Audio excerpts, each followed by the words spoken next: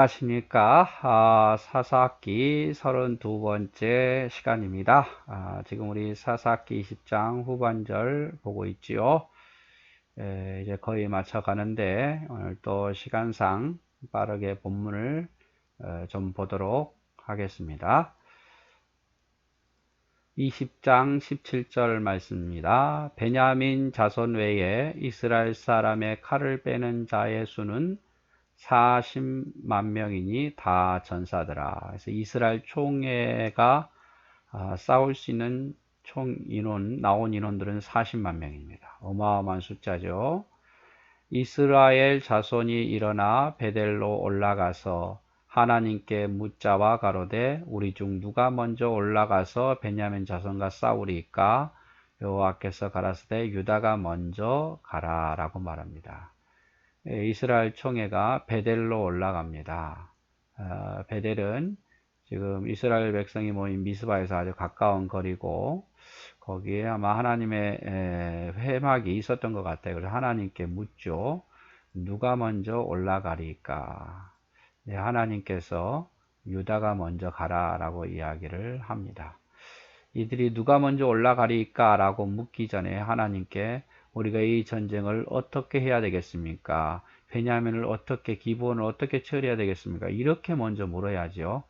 이미 전쟁을 다 결정하고 어떻게 죽일 것까지 결정해 놓고 누가 먼저 올라가 싸우리까? 이렇게 묻는다면 하나님에 대한 예의가 아니라고 생각합니다. 우리도 마찬가지입니다. 어떤 문제를 결정해 놓고 그거 꼭 해달라고 이렇게 묻기보다는 결정하기 전에 하나님 이것이 하나님 뜻입니까?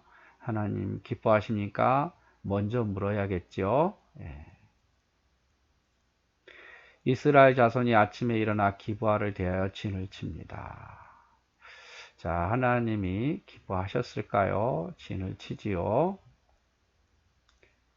이스라엘 사람들이 나가서 항오를 벌이고 거기서 그들과 싸우고자 하매 어떤 작전도 없이 그냥 밀고 나간 거예요. 숫자로. 베냐민 자손이 기브아에서 나와서 당일에 이스라엘 사람 2만 2천 명을 땅에 엎드렸더라. 1차 전쟁에서 누가 승리합니까? 네, 베냐민 자손이 승리합니다. 이스라엘 사람 2만 2천 명을, 총에 2만 2천 명을 연합군을 죽이죠. 전쟁에서 승리합니다. 거의 베냐민 사람들과 비슷한 사람을 죽게 만들죠. 자, 이스라엘 사람들이 스스로 용기를 내어 첫날 항오로 벌렸던 곳에 다시 또 항오를 벌립니다. 그래서 또 전투를 하죠. 아니, 이건 우연일 거야. 우리가 전투에서 질 리가 없어.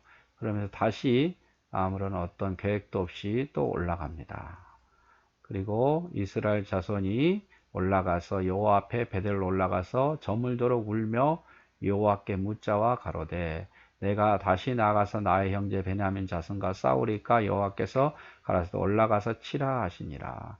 여러분 다 전쟁 준비해 놓고 묻습니다. 가서 싸워야 됩니까? 근데 이 저물도록 울지요. 2만 2천 명이 죽었으니 그리고 여호와께 묻습니다. 여기서 울었다는 것은 회개의 눈물이 아니라 어떤 억울함 그리고 자기 동료들의 죽음 이런 것 때문에 우는 거예요. 하나님 중심을 보시는데 정말 그들이 회개했다면 하나님께서 그 방법을 가르쳐 주지 않았을까요? 자, 또 두 번째 전쟁에 나갑니다. 이튿날에 이스라엘 자손이 베냐민 자손을 치러 나갔는데 베냐민 자손도 그 이튿날 기브아에서 그들을 치러 다시 이스라엘 자손 1만 1천 명을 땅에 엎드리니 다 칼을 빼는 자였더라. 이번에 또 누가 이깁니까? 베냐민 자손이 이깁니다. 얼마가 죽습니까? 이스라엘 총에서 1만 8천 명이 죽습니다. 앞에서 2만 2천 명, 뒤에서 1만 8천 명. 4만 명이 전사하게 된 거죠. 베냐민이 2만 6,700명인데 그보다 훨씬 더 많은 사람들이 전사하게 됩니다. 그래서 이제는 이에 이스라엘 자손 모든 백성이 올라가서 이제 대표되는 사람이 아니라 모든 백성이 올라갑니다. 베델에로 울고 울기만 합니까? 거기서 여호와 앞에서 앉고 그날에 저물도록 뭐 합니까? 금식하고. 금식하는 건 이제 회개하는 거죠. 그리고 번제와 화목제를 여호와 앞에 드리다. 달라진 모습이죠. 우는 것을 뛰어넘어서 회개 금식도 하고 하나님 앞에 정식적으로 번제와 화목제를 드리면서 이제 하나님께 묻고 있는 모습입니다. 아마 여기서부터는 진실했던 것 같아요. 겸손해지고, 그래서 여호와께 물으니라. 그때는 하나님의 언약궤가 거기 있었고 베델에 있었다는 거죠. 아론 손자 엘르아살의 아들 비느하스가 그 앞에 모셨더라. 이스라엘 자손이 묻자오되 내가 다시 나가 나의 형제 베냐민 자손과 싸우리까 말리까. 여호와께서 가라사대 올라가라. 내일은 그가 너를 내 손에 붙이리라. 이 말씀은 처음 하신 거예요. 내일은 내가 그들의 손에 붙이리라. 한 번도 하나님이 베냐민을 너에게 붙이리라고 말한 적이 없어요. 예. 누가 먼저 가리까 하니까 유다가 가라. 싸우리까 말리까 하니까 싸워라. 예, 그 말 마셨지. 내가 너와 함께 하겠다는 말은 처음 하신 거예요. 그러니까 앞에 부분에 없고 다르게 울고 금식하고 또 번제단을 쌓고 이런 모습이 이제 그때 가선 진실한 모습이었다 그 말이에요. 그래서 하나님께서 약속하죠. 그리고 이스라엘 전체가 항우를 보려고 한 것은 아무 대책 없이 가는 것은 이스라엘 총회가 승리에 자신감 있는 교만한 모습이었습니다. 자, 이스라엘이 기브와 사면의 군사를 매복하니 이제는 다릅니다. 전에는 그냥 무질서하게 숫자로 밀어붙이고 그랬다면 이번에는 군사를 매복합니다. 아이성 전투에서 했던 것처럼 이제 한쪽의 군사를 매복하고 한쪽은 또 본진으로 기브아에 있는 베냐민과 기브아 비류들을 치러 가죠. 30절 이스라엘 자손이 제3일에 베냐민 자손에게로 치러 올라가서 전과 같이 기브아를 대하여 항우를 벌이매 본진은 똑같이 옛날처럼 작전 없는 것처럼 그렇게 무질서하게 항우를 벌리죠. 똑같은 방법으로 가니까 베냐민이 속아버린 거예요. 베냐민 자손이 나와서 백성을 맞더니 싸우더니 꾀임에 빠져 성읍을 떠났더라. 이 베냐민 사람들도 이제 두 번이 승리하다 보니까 스스로 교만해지고 게임에 빠지는 거죠. 성읍을 떠나서 칩니다. 저는 성읍을 굳게 지키고 쳤는데 이제는 성읍을 비워둔 채로 싸우러 나가죠. 그들이 큰 길 곧 한편은 베들로 올라가는 길이요 한편은 기브아에 들로 가는 길에 백성을 쳐서 전과 같이 이스라엘 사람 30명가량을 죽이기 시작합니다. 일부러 이번에도 이스라엘이 져주는 거죠. 그냥 무질서하게 가는 것도 똑같이 가고 30명가량을 죽일 정도로 그렇게 져주기 시작합니다. 이스라엘이 이제 그러면서 도망치겠죠. 그래서 베냐민 사람들은 우리가 이긴다라고 또 성읍을 비워두고 쫓아갑니다. 스스로 이르기를 이들이 처음과 같이 우리 앞에 패한다 하나. 베냐민 사람들의 생각이죠. 그런데 이스라엘 자손은 이르기를 우리가 도망하여 그들을 성읍 큰 길로 깨어내자. 성읍을 비워두게 하자. 큰 길로 나오게 하자. 이렇게 작전을 짭니다. 그리고 뒤에는 매복을 시켜놨죠. 이스라엘 사람이 모두 그 초에서 일어나서 바할 다말의 항우를 벌였고 그 복병은 그 초서 곧 기브아 초장에서 쏟아져 나왔더라. 그 복병을 두었다가 기브아 초장에서 숲에서 쏟아져 나와서 기브아 성읍으로 쳐들어가죠. 이 성읍은 이미 군사가 없는 빈성이나 다름없는 곳이었습니다. 온 이스라엘 사람 중에서 택한 사람 1만이 기브아에 이르러 침해 1만 명의 복병이었습니다. 심히 맹렬하나 베냐민 사람은 화가 자기에게 미친 줄을 알지 못하였더라. 복병 1만 명이 기브아 성읍을 치는데도 불구하고 베냐민 사람들은 그걸 알아채지 못한 거예요. 여호와께서 이스라엘 앞에서 베냐민을 쳐서 파하게 하심에 당일에 이스라엘 자손이 베냐민 사람 25,100을 죽였으니 다 칼을 빼는 자였더라. 여러분 어마어마한 26,700명 중에 25,100명이 죽어버렸습니다. 그리고 여호와께서 이스라엘 앞에서 베냐민을 쳐서 파하게 하셨다. 여호와가 함께 하셨다는 거죠. 자, 이에 베냐민 자손이 자기가 패한 것을 깨달았으니 이는 이스라엘 사람이 기브아의 매복한 군사를 믿고 잠깐 베냐민 사람 앞을 피하매 복병이 급히 나와 기브아에 돌입하고 나아가며 칼날로 온 성읍을 쳤습니다. 결국 전쟁에 패하는 모습이죠. 자, 처음부터 작전을 세웁니다. 이스라엘 사람 총회가 작전을 세우는데 처음에 이스라엘 사람과 복병 사이에 상약하기를 성읍에서 큰 연기가 치미는 것으로 군우를 삼자. 기브아 성읍에 큰 연기가 올라오면 그때 우리가 복병이 성읍에서 이긴 걸로 알고 도망치던 이스라엘 총회도 회군에서 베냐민을 치라 이렇게 서로 작전 군우를 짜죠. 이스라엘 사람은 싸우다가 물러가고 베냐민 사람은 이스라엘 사람 30명가량을 쳐 죽이기를 시작하여 이르기를 이들이 정령 싸움에서 우리에게 패한다 하다가 다시 이제 재설명입니다. 자, 베냐민 사람들이 30명을 쳐 죽이고 야 우리가 이겼다라고 하는 그 순간에 연기 구름이 기둥같이 성읍 가운데 일어날 때에 베냐민 사람이 돌아보매 그 온 성읍의 연기가 하늘에 닿았더라. 베냐민 사람들이 그때 알아차고 아차 했죠. 이스라엘 사람들은 돌이켜서 베냐민 사람들을 사람이 화가 자기에게 미친 것을 보고 심히 놀라. 이스라엘 사람들이 갑자기 도망치던 이스라엘 사람들이 해군에서 베냐민 사람들을 칩니다. 그래서 베냐민 사람들이 사기가 꺾인 거죠. 자, 이스라엘 앞에서 몸을 돌이켜 광야 길로 향하였다. 이제 광야 길로 요단 동쪽에 있는 광야 길로 도망치죠.